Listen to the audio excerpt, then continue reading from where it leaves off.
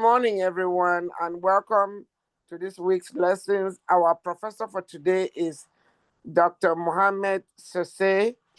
Dr. Sessay, I am going to hand the mic over to you so you can briefly introduce yourself and take it from there. This is Her Royal Highness Reverend Dr. Pam Fominong, Visionary CEO of Africa's Brain Bank. Over to you, Dr. Sessay. Yeah. Good afternoon, everybody. They are muted, so just go ahead. All right. Let me share my screen, then I can start. Let me start by introducing myself. My name is Dr. Mohammed F. Sessay. I am an academic and a retired international civil servant with over 40 years of experience at national and international level, with teaching and research at various universities in Africa and the United Kingdom, as well as leading multidisciplinary teams of professionals and experts at the United Nations Environment Programme in Nairobi, where I worked for 15 years before formally retiring at the end of 2017. My main area of expertise is in natural resource management, environment, and sustainable development. So what I'm going to share with you on the topic of my presentation, the development of professional culture, is based on my personal and shared experiences that have guided my professional career and development over these 40 years. I want to start by explaining what is meant by professional culture. I will go on to link this to the law of human performance that one of our eminent African scientists, Professor Diola Bakayoko, had so eloquently explained earlier as underpinning the Africa's Brain Bank STEM mentoring program. In presenting, I'm going to cover topics including acquiring knowledge, awareness of current practices, sharing knowledge, ethics, standards and values, professional skills, personal qualities, skills and qualities, developing relationships, networking, collaborating, and finally, we'll have time to talk about the next steps in your career development. So that's where we are. I start by, as I said, I'm going to start by talking about, just a minute. Excuse me, Dr. Sessay, is it possible we can barely see you? I don't know if it's your lighting or not. Can you adjust your lighting so we can see? Okay, that's a bit better. Okay. You can see me now? A bit better. It's not quite clear, but a bit better. Yeah, it's a bit of the, I'm in a room where I have to put on all the lights, but I hope this is convenient for now. Okay, that's fine. Go ahead. That's okay. Okay, I said I'll start by looking at what we mean by professional culture.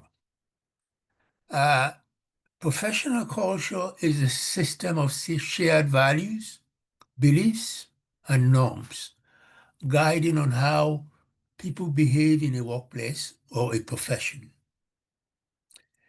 Shared values in the sense that we all tie into it. It guides us, and it shapes our communication, decision-making, accountability, and teamwork. And it includes unwritten rules about respect, punctuality, and standards of quality. All of this combined gives structure and meaning to the work we do. So, and these behavior traits, the cognitive ones, are developed and honed through practice as per the law of human performance. You may recall this was one of the first lectures that Professor Bakayoko gave us. And in essence, whatever you do, the power law of human performance states that the time it takes an individual to perform a given simple task decreases as the number of times the individual practices the task increases. In other words, short, you get more proficient in doing things the more you do it. You become an expert in it. That's the logic behind this. And of course, you don't have to worry about the mathematical expressions, but that was well explained at that time on how you acquire these skills and how that helps to make you more proficient in whatever you do. So as I said, we're going to talk about knowledge, which is the foundation of professional competence. I know you're all students in schools now, universities, acquiring various knowledge in your various disciplines. That's your starting point. You have to be competent. For instance, if you're going to be in one of the disciplines, say for instance, you're a doctor, you have to be competent, you have to be well-versed in the discipline. In other words, you've got to have the knowledge because that underpins your professional competence. And to do that, you don't only acquire that knowledge, it has to be a process of continuous learning. You have courses to undertake, you have certificates to study for, you do professional reading in your own time to keep developing yourself. And these can come from various sources. These days we talk about podcasts and webinars. So those are the underpinning of continuous learning. But as you get the knowledge, you also have to pair the theory with practical experience. It's not just to get the knowledge, but it has to be applied. And that has to involve the practical experience aspect. Projects, sometimes internships, or you do assignments to improve on your competency. Acquiring the knowledge also requires some reflection. That's reflection in the sense that you do after-action reviews. You try and discuss lessons with your peers. I know for students at university, sometimes you have study groups, you get together, you learn, you try and exchange ideas among yourselves with your peers. And the more you do that, the more you learn you acquire more of the knowledge. And the self-reflection bit comes in because you can argue among yourselves to try and come to a sensible understanding of the ideas you want to talk about. Another aspect also involves mentorship. Mentorship in the sense that you get you get knowledge from experienced people. It could be your colleagues, and that helps you learn faster. But in doing that also, you have to stay open to feedback. Feedback in the sense that in discussion groups, you get feedback, you write essays in your discipline, and you get feedback. And most times, those feedbacks actually try and coach you to treat your mistakes as learning opportunities, because you'll be told what wasn't right and how to improve on that, and you may be even directed to new sources of knowledge. But that's the aspect of acquiring the knowledge. And there are a set of ways that you go through to do this.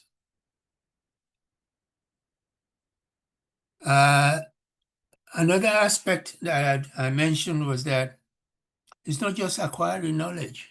You have to be aware of current practices. You have to be informed. You have to stay informed. Because with that, then you can be very effective, because every profession evolves. New tools are constantly coming on. Technologies are improving. People do research. New knowledge is all the time being brought into the open. So you got to keep abreast of these. Being a professional, that's a requirement. You got to be well informed. And these days, of course, it's much easier than it used to be in the past. Because in the past, you relied on going to libraries. Nowadays, you have your internet systems. You can read anything from other libraries. Most material, most knowledge is now available online. You can browse the internet and get information. You can, the opportunities are there. And it doesn't matter what part of the world you live in these days, you have access to these technologies and the research that is producing the knowledge.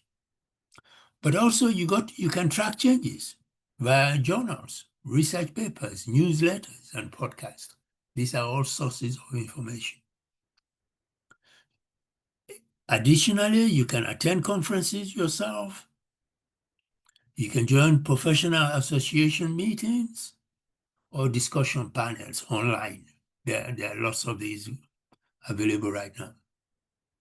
And in all of these also, you can also have access to feedback from your clients. For those in industry, in legal practices, for instance, you do get feedback from your clients. Your peers can also give you feedback, or if you're working in somewhere, you have supervisors, they can also help provide you feedback that can help you grow in your discipline. One aspect about knowledge is also the aspect of sharing. It's not just acquiring, but you are strengthened by contributing knowledge. Okay? As professionals, that's a requirement. You should be able to contribute knowledge in your field. And now that will involve also sharing experiences, learned in meetings. You can get that in forums, informal discussions. In some cases, if you're a mentor or a coach, you can coach less experienced colleagues. This is all part of the aspect of developing this professional culture. I know some of you are conversant with blogs, articles, internal guides. All these are useful ways of sharing knowledge. But more importantly, we also encourage you to open dialogue, okay, among yourselves, with other professionals, so that mistakes and successes become collective wisdom. That's the whole idea. You improve on the knowledge as you acquire it. The thing I want to also cover, the ethics, standards, and values. That's a very important aspect of being a professional, because the ethics protects both you and the communities you serve. Ethical behavior builds trust, credibility, and sustainability. In other words, there are rules that guide you on how you interact with people, to be able to build that trust is very useful. And in professional development, there are professional codes of conduct and relevant laws that guide you, how you interact among yourselves and colleagues. Okay? And there's also the aspect that you do have to demonstrate honesty and fairness in reporting, decision-making, and communication. So you remember earlier when I talked about communication being important, because it helps. And in those things, it's nice to be honest the way you do it. But that's where the professionalism comes in, and the competence is also important. But also other standards, for instance, you have to respect confidentiality, especially, for instance, in the world of journalism. Sometimes you get information that is confidential, you got to keep it that way. But it helps if you can also handle sensitive information with care. That's what that's about, the confidentiality aspect. But more importantly also, you should be able to take responsibility for errors. You can correct them quickly and learn from them. That's also a value that professionalism requires of you.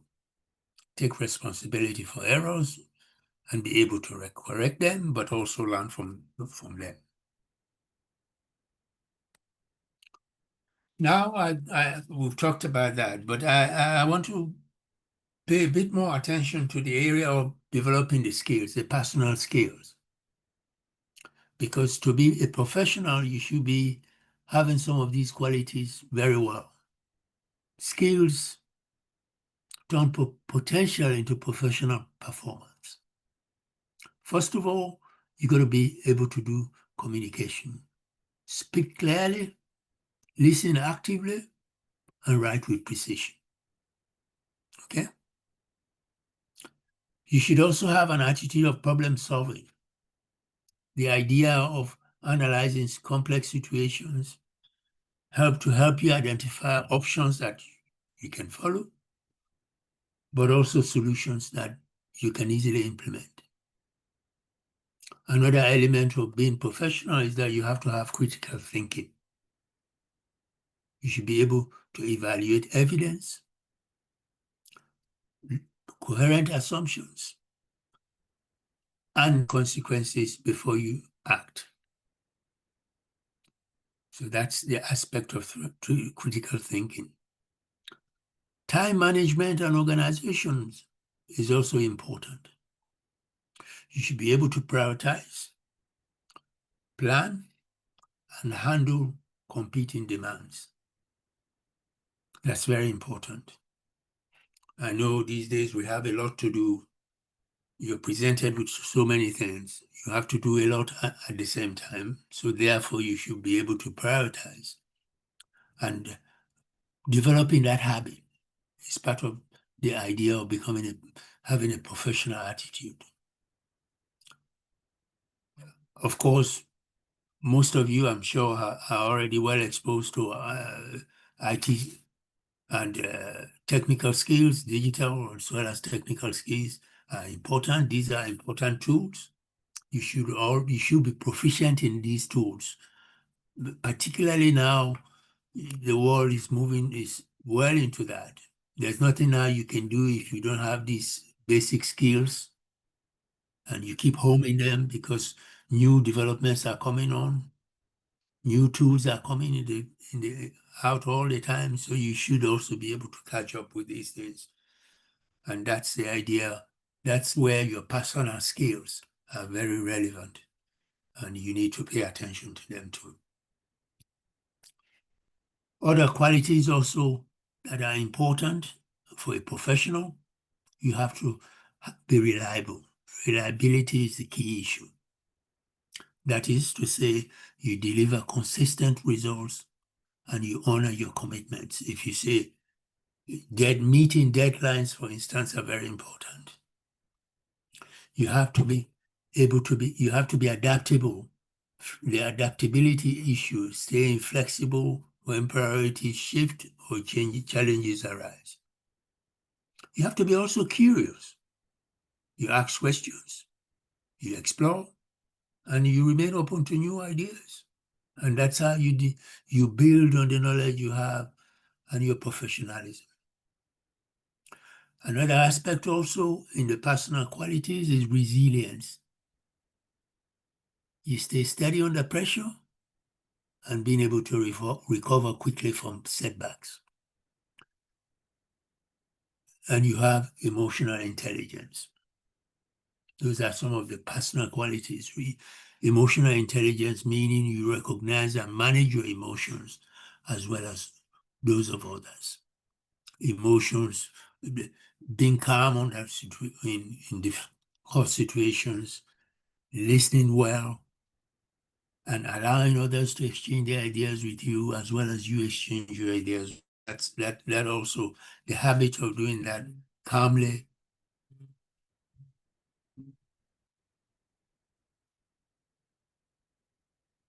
Just give me a minute. Let me show them. So that's another aspect of your personal qualities. Other professional skills and qualities I would like to talk about. Skills include, for instance, negotiations. That is something we do all the time as professionals. You negotiate with colleagues, they come to sensible arrangements on how to do things. You have to be able to plan strategically.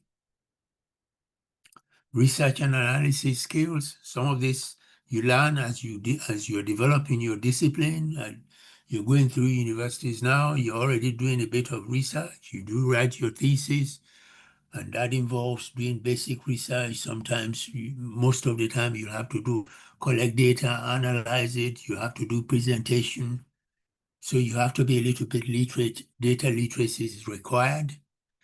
And other skills also include leadership. The quality of managing groups, managing colleagues, providing leadership, are all aspects of professional qualities. I mentioned earlier that the integrity issue is important. Your humility is also an issue. Being humble. You have to have the habit of taking initiatives, but also persevering in difficult situations. You have to be open-minded. And above all, you have to have empathy. Empathy in the sense that showing understanding with other people. You may be in a situation where things haven't gone well, but if you have empathy, you can interact with people and develop the group as a whole develops, moves on. Okay. Another aspect that also involves this professional culture is developing relationships. Developing relationships are important because that's the backbone of collaboration and workplace well-being. If you're in a group, if you can collaborate very well, then you can develop, the environment becomes conducive to working well. So that's one of the benefits of relationships. Strong relationships are built on respect, trust, and reciprocity. That is, you being not only receiving, but putting something back into the group. That's very important. But all of this will also depend on you taking time to get to know colleagues, your clients, and partners. Because the more you understand people, the better you're placed to appreciate what they bring on the table. Listening actively is also important. You demonstrate empathy in interactions. And some other issues like recognizing achievement and giving credit generously. When you work in a group, you're not the only one who will be bringing the ideas. You have to appreciate that other people can contribute good ideas. And being able to appreciate that is also very important. It creates a good environment, and you're required as a professional to be able to do that. One area also that is important is, should conflicts arise, you should be able to interact calmly, be able to focus on solutions rather than blame. Those are key aspects of developing these relationships, which will help you become a good professional. Another aspect also is networking. I'm sure this is something that you guys are going through right now. You have your networks, and networking helps you get access to new ideas, it's a support, and it's also provides you opportunities. Okay? When most times people talk about networking, people, the idea is most time is that, oh, we have exchange cards. That's not enough. You have to build connections that are mutually beneficial. Okay? A good source of doing this is, for instance, you participate in conferences, trade shows, webinars, alumni events, study groups. These are all areas where you can develop your network. Other aspects involves offer value. You can, as a network, it's required that you don't only receive, but you also contribute. You can share articles, for instance. You can provide feedbacks. You can connect with other people, with other colleagues on useful and being a useful resource. Something that they are not aware of, you can bring it to their attention. All of that habit, that networking aspect helps you grow your professionalism, and it helps a lot create a decent environment for you all to work. And of course, when you do that, it's nice to stay in touch and show genuine interest in other people's work. Okay? Collaboration is also another aspect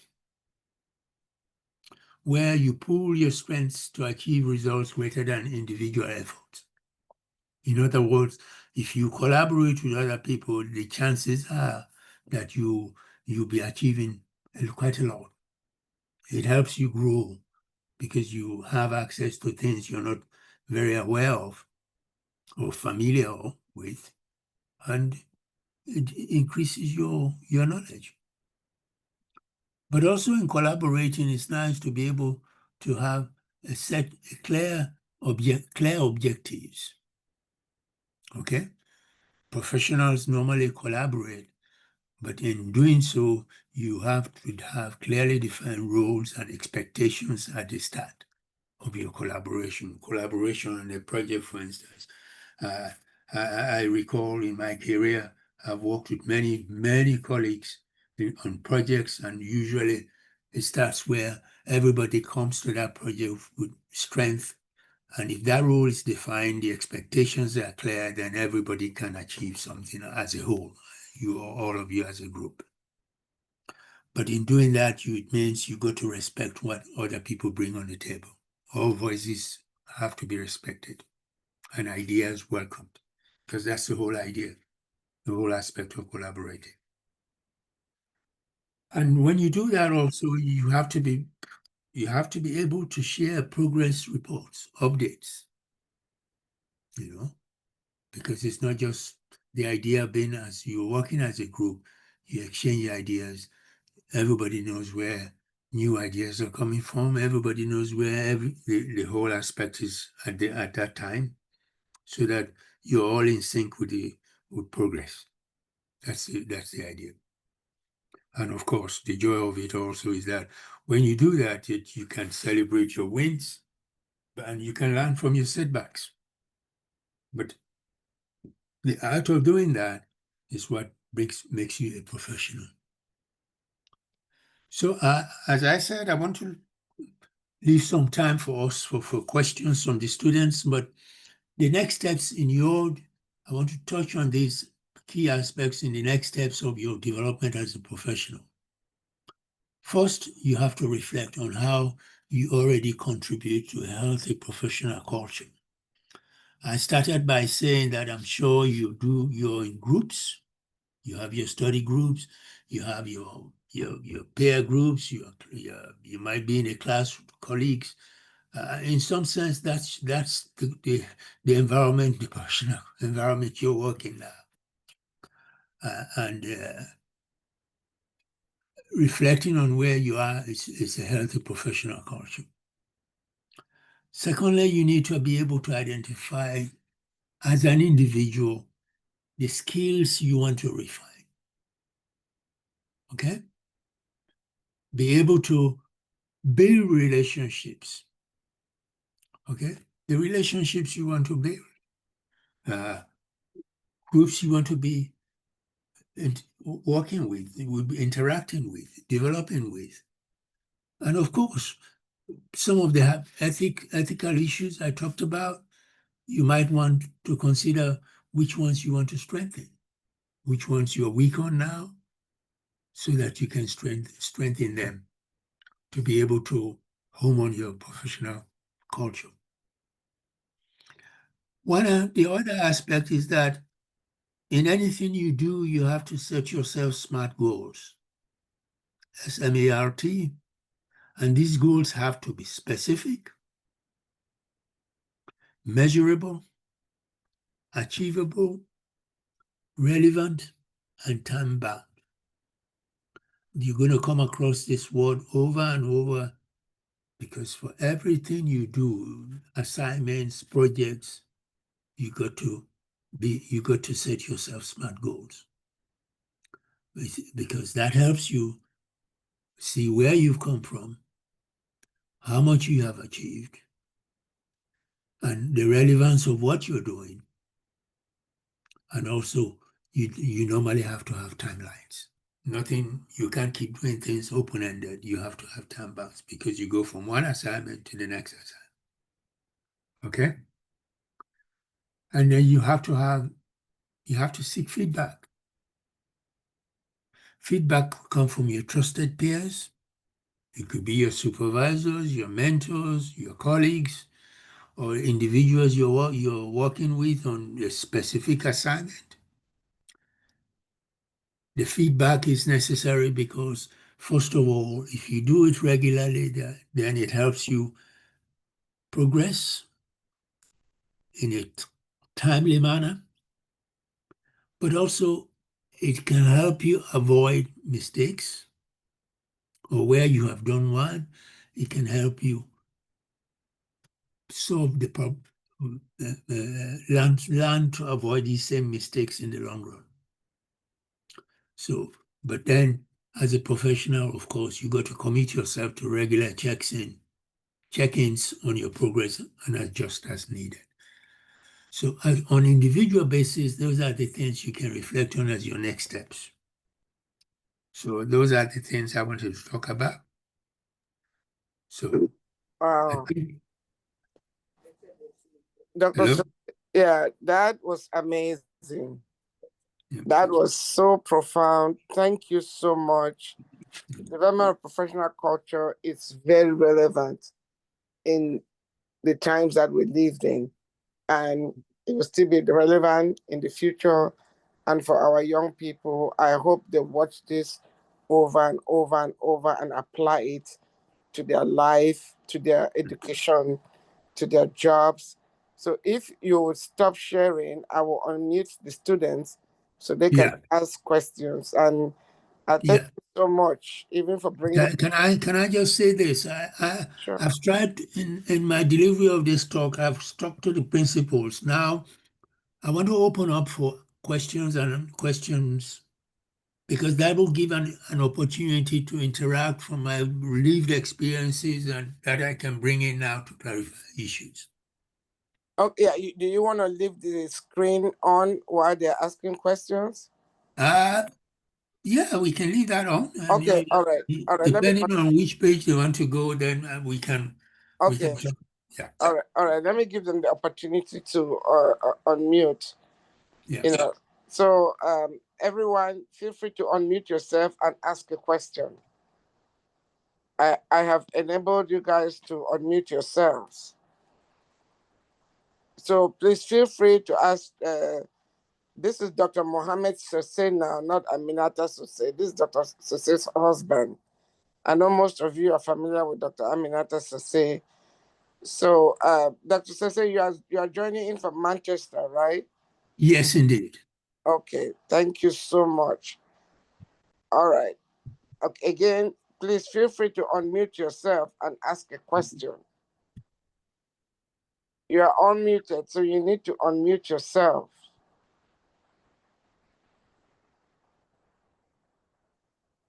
Let me see.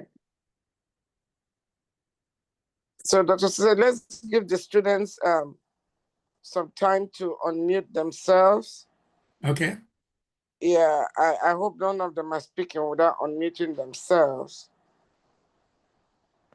I did not see Dr. Aminata Sessay. She's probably having connectivity problems in Kono district in Sierra Leone. It is possible. Yeah, because she's always here. All right, let me see.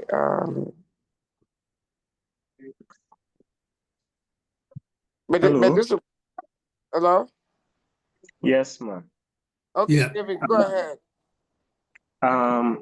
I wanted to ask earlier when he was saying something about communication and ethics, because I'm an extensionist, agric extension.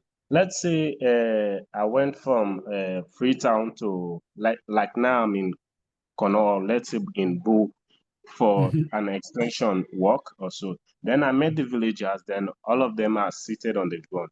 Is it professional for me to stay on top of them or or I should just join them on the floor?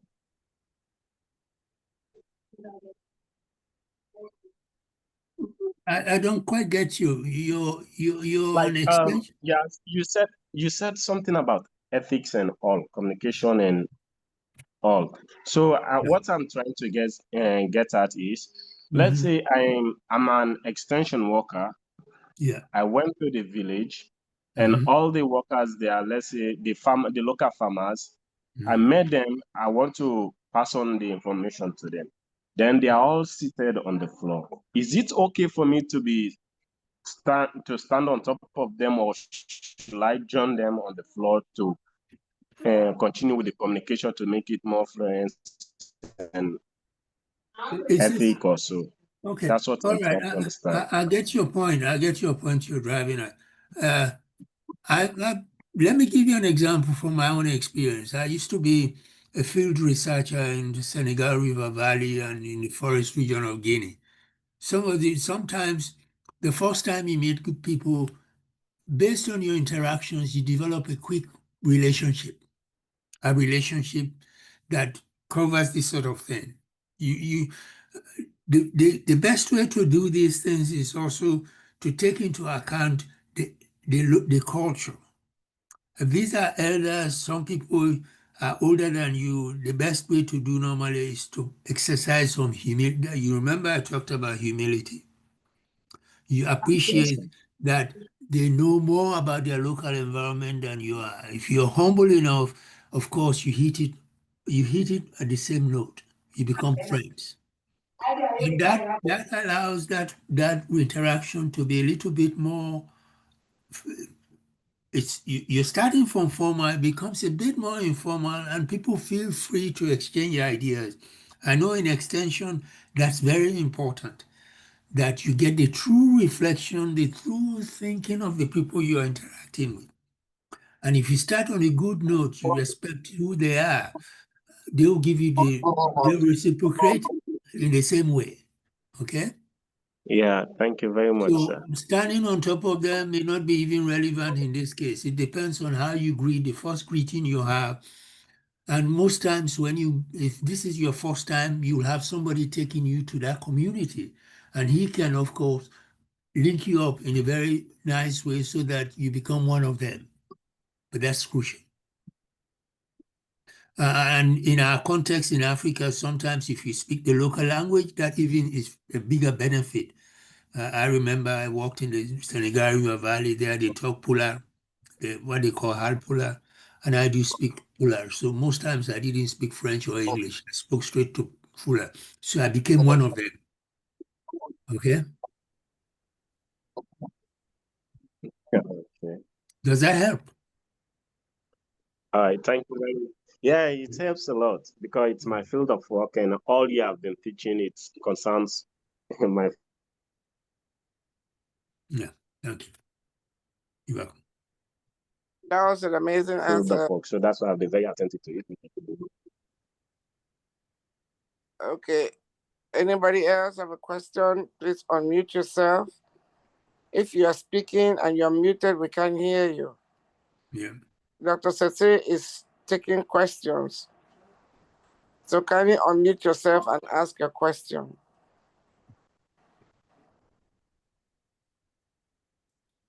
Dr. Sessay, in case we can ask them to post the questions on the WhatsApp group, and we'll share them with you. You know. I'm most welcome to do that. You're most welcome. Okay. Feel free to ask as many questions as you can, please. All right. So, David, you are one of the class monitors. So, post that on the forum.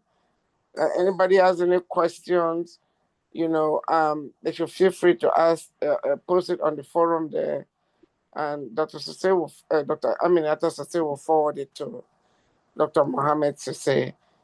I think, okay. Dr. Sidibe just joined, but yeah, I don't know if they were there when you were teaching or not. So, Dr. Sidibe, you're welcome. We are at a Q&A now. So if you have any questions about the topic, you can ask Dr. Mohammed Sessay. We have 12 minutes.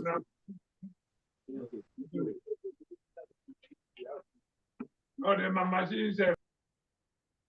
right, Dr. Sidibe, you have any questions? All right. Okay, Dr. Sessay, that is fine. We'll just take the questions on the forum. Thank you so much for the delivery and for the content. Thank you. Yeah, David, do you have anything else to say? Well, hello. Yeah, do you have another question? Well, not much. It concerns this professional culture, because you said something about that, right? He said it shared values. And let's say you went to a particular village or a community, you met them in a particular culture which does not work with your own life, but you are there to work. Is it that you forgone yours, then just join them for the moment, work with them, then later continue yours? Not necessarily. What I mean by professional culture, it's the habit of understanding where you are, the people you're interacting with, guided by the fact that you have to have integrity, you have to respect for them too. And the more humble you are, the more you listen. And if you can, That's what I'm saying. Okay, let's say we went to hello. Yeah. Sorry, Let's say you're you are breaking. on a walk, or I think it's the network. Can you get me now? Yeah. Go ahead. All right. Let's say you are on a walk.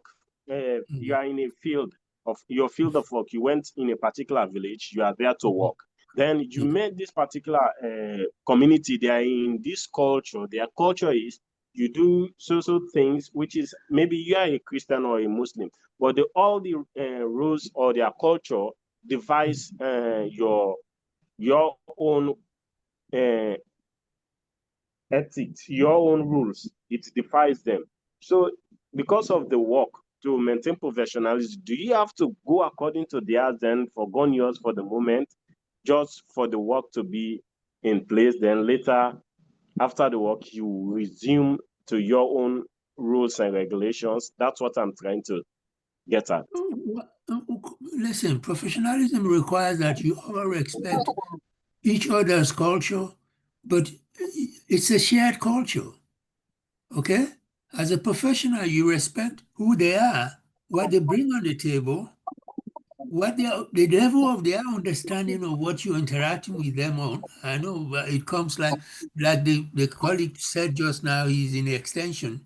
If I was in agricultural extension, let me be very specific. You go to, for instance, I remember I've been in rural areas where you're trying to convince farmers of a particular way of looking after their crops. They've been used to doing it in a specific way.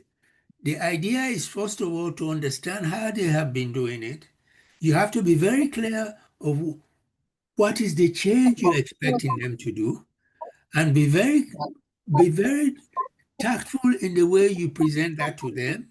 And normally, as professionals, people tend to understand where you are carrying them, and they do respond. But it takes time. But it should be based on respect of them, and patience to explain to them so that they see where this is going. And sometimes, like I said, if you're a professional, it requires you respecting the other people, being patient and understanding. And with time, of course, you all arrive at the same point where you do develop going forward. You do get good results. That's the professional way to do it. Okay. All right. Thank you very much, sir. Yeah. Well understood. But you're gonna have to take that one at the airport. No. Hold on.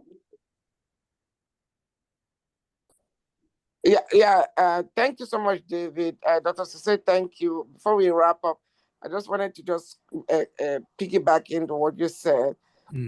David, there is something called cultural intelligence, which we're also going to be addressing in one of the classes, but that is very key. You get to learn, which is what Dr. Sessay was saying, learn the other people's culture. And like he said, it's mutual respect. For example, like you were talking about going to the Muslim area. I was at an event 2 days ago. There were some sheiks in that event. At that event, were not supposed to, or they don't shake. Some of them don't shake female hands. You know, and if I had done that, it would have violated their culture. But because I am aware of that, I did not.